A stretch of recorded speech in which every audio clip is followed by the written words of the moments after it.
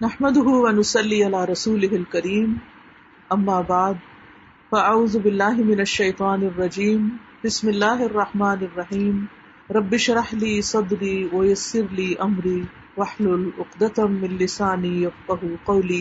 بچوں کو طاقت نہ ہو تو لیٹ کر نماز ادا کرو۔ یہ حکم کس کے لیے؟ بیمار کے لیے، لیکن اصل کیا ہے؟ قیام۔ نبی صلی اللہ علیہ وسلم نے دیکھا کہ کچھ لوگ بیٹھ کر نمازیں ادا کر رہے ہیں۔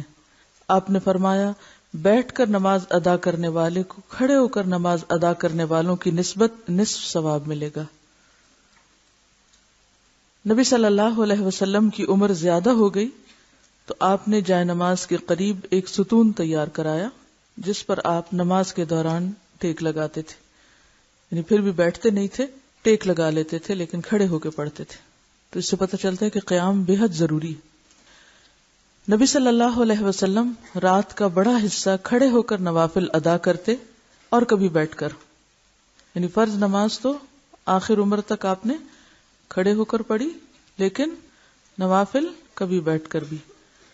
جب قرات کھڑے ہو کر فرماتے تو اسی حالت یعنی قیام سے رکوع کی حالت میں منتقل ہوتے، اور جب بیٹھ کر قرات فرماتے تو اسی حالت میں رکوع بھی فرماتے تھے، یعنی اگر قیام کھڑے ہو کے ہوتا تو رکوع بھی کھڑے ہو کر، اور اگر قیام بیٹھ کر ہوتا تو پھر رکوع بھی بیٹھے بیٹھے ادا کرتے۔ ایسا نہیں تھا کہ پھر کھڑے ہو کے رکوع کر کے پھر سجدے میں جائیں۔ اور کبھی آپ صلی اللہ علیہ وسلم بیٹھ کر قرات فرماتے، جب قرات سے 30 یا 40 آیات باقی ہوتی تو آپ صلی اللہ علیہ وسلم کھڑے ہو کر ان کی تلاوت فرماتے، پھر حالت قیام سے رکوع میں چلے جاتے۔ دوسری رکعت میں بھی آپ صلی اللہ علیہ وسلم کا یہی معمول ہوتا، یعنی کبھی آپ بیٹھ کر بھی قرات فرماتے، جب 30-40 آیات باقی ہوتی تو کھڑے بھی ہو جاتے۔ تو اس سے کیا پتہ چلتا ہے کہ ایک ہی رکعت آدھی بیٹھ کے اور آدھی کھڑے ہو کر بھی ادا کی جا سکتی ہے، خاص طور پر جب طویل قیام ہو۔ اس حالت میں پھر رکوع دوبارہ بیٹھ کے نہیں کیا جائے گا، بلکہ جو آخری پوزیشن ہوگی کھڑے ہونے کی یا بیٹھنے کی، مثلا اگر آپ شروع میں کھڑے رہے اور پھر آدھے کے بعد بیٹھ گئے تو پھر رکوع بھی بیٹھ کر ہوگا، اور اگر آپ پہلے کھڑے ہو کے پڑھ رہے تھے پھر بیٹھ گئے اور پھر کھڑے ہو گئے تو پھر رکوع بھی قیام کی حالت میں ہوگا۔ دوسری رکعت میں بھی آپ کا یہی معمول ہوتا۔ تکبیر اولا، اولا کا کیا مطلب ہوتا ہے؟ پہلی۔ قبلہ کی جانب منہ کر کے اللہ اکبر کہتے ہوئے رفع الیدین کریں۔ رفع کا معنی ہوتا ہے بلند کرنا، یدین ہے دونوں ہاتھ، دونوں ہاتھوں کو بلند کریں، یعنی دونوں ہاتھوں کو کندھوں تک اٹھائیں، کندھوں تک۔ بعض روایات میں کانوں تک بھی آتے ہیں لیکن کانوں کو چھونے کی ضرورت نہیں، کندھوں تک۔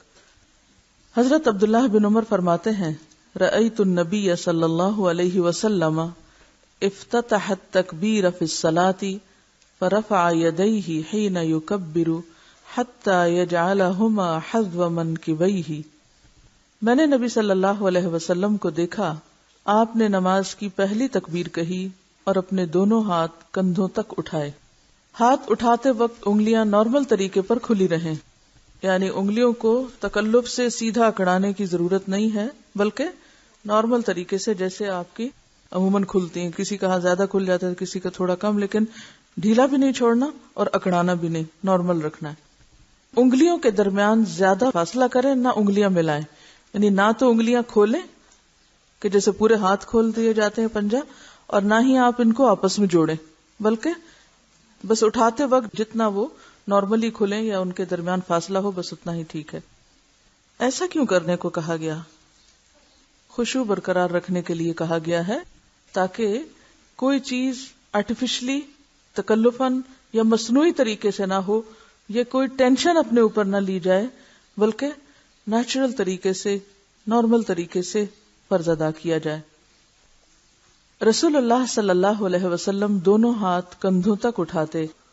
نبی اکرم صلی اللہ علیہ وسلم کبھی کبھی ہاتھوں کو کانوں تک بلند فرماتے، یعنی دونوں طریقے ملتے ہیں، کبھی یعنی بالکل برابری اور کبھی ذرا اونچا بھی، یعنی اس میں اتنا کوئی بہت فرق نہیں ہے، سر تک تو نہیں لے جانا، یعنی کانوں اور کندھے میں تھوڑا سا ہی فرق پڑتا ہے۔ شیخ البانی فرماتے ہیں کہ رفع یدین کرتے وقت ہاتھوں سے کانوں کو چھونے کی کوئی دلیل نہیں ہے، ان کا چھونا بدعت ہے یا وسوسہ۔ وسوسہ کیا کہ شیطان کہتا نہیں ابھی تم نے صحیح نہیں اٹھائے، پہلے جب تک وہاں ناپ کے نہ دیکھو یا ٹچ کر کے نہ دیکھو کان کہ صحیح جگہ تک پہنچے ہیں کہ نہیں. تو یہ طریقہ درست نہیں ہے. بس اس وقت بہت کانشیس ہونے کی ضرورت نہیں ہے، ہاتھ اٹھانا ہی اصل چیز ہے.